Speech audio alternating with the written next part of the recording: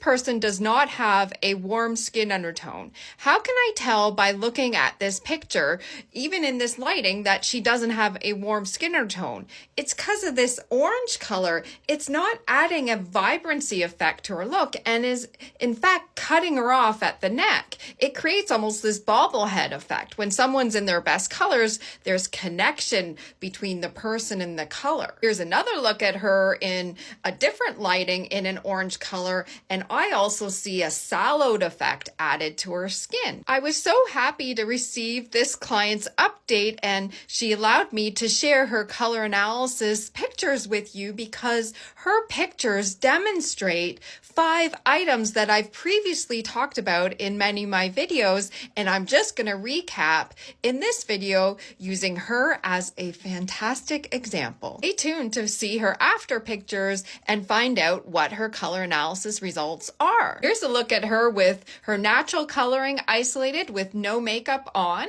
First thing I'm going to recap in this video is about eye color. Eye colors are generally irrelevant in color analysis. I've seen all eye colors in every palette.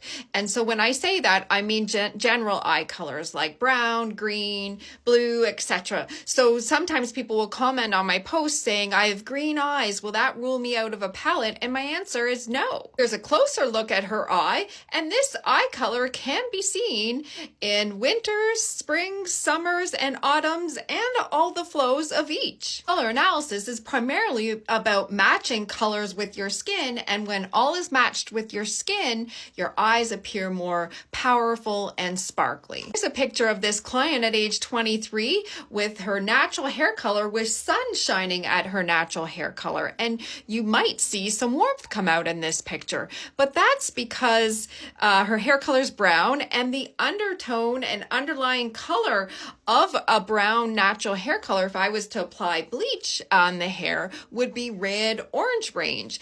All brown hair colors will have some degree of underlying warmth to them, and that tends to be really seen when sun is shining at that hair color. I would never look at a picture like this with sunlight on her hair and say, oh, her hair color is warm, because when sunlight isn't shining on her hair, this is actually her natural hair color at the same age. Here's her at the age of 16 with her natural hair color inside as well, to give you another view.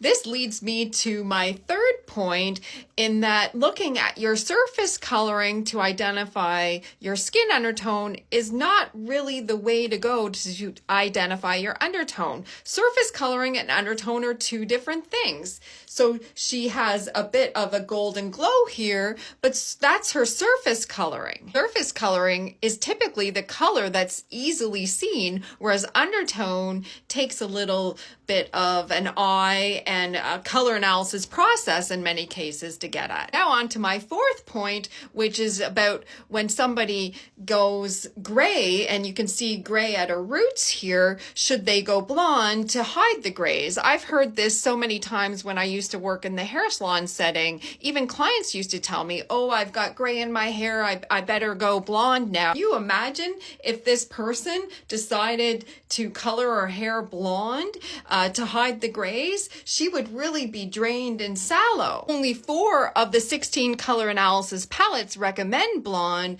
and say that blonde adds to the person's vibrancy, but I will also add that if your natural hair color has never been blonde post-puberty, it typically won't add to your sparkle. I totally get the whole mindset of, going blonde to hide the grays may mean less visits to the hair salon and lower maintenance, but that's really a personal choice for you to decide. Do you want low maintenance, or do you want to actually have a vibrant look? Those in some cases are two different things. Now let's end the suspense. This person has a fully cool skin undertone, and she's a true winter. Yay, true winter. Here's one of her after pictures. Here's another one.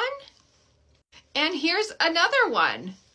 Prior to her color analysis, she had a hunch that she was a winter, but she thought she might be a deep winter. She even went on to buy some deep winter colors and realized that the color palette seems off of the deep winter palette.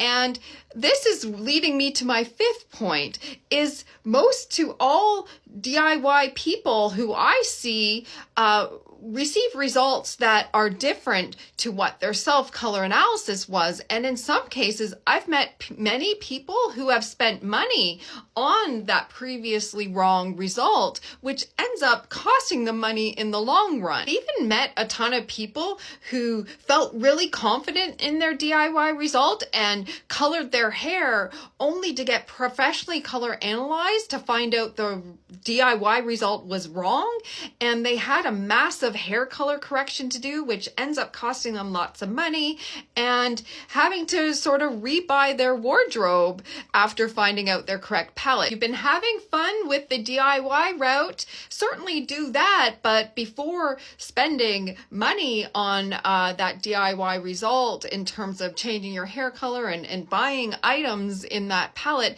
you may want to have it validated by a professional. This isn't a salesy pitch here. I just actually care about people, and it really hurts me when I give out results to find out that the person had previously spent a ton of money on their DIY result, which was incorrect. You can pause this to read this person's full message. Thank you so much for your lovely email. Yay, True Winter. Thank you so much for sending your update in.